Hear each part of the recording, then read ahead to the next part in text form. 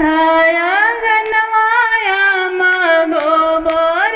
लिपावेलु गोबर लिपावेलु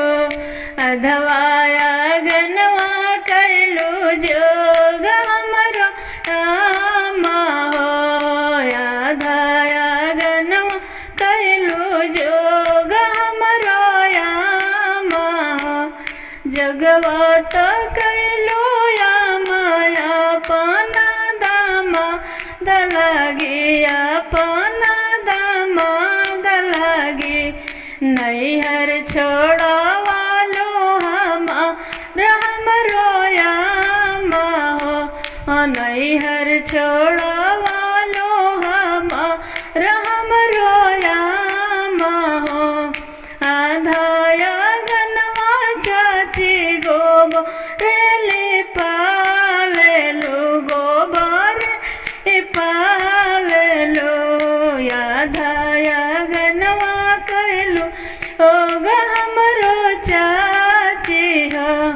जगवत कैलु चाची अपना दामाद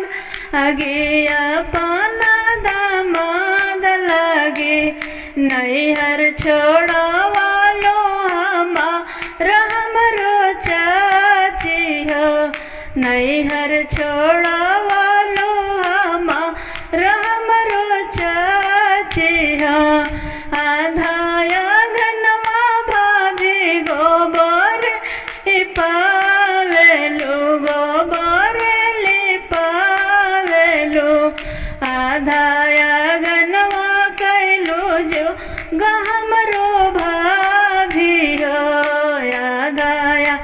नवा कैलु जो गहमरो भाभी हो जगवत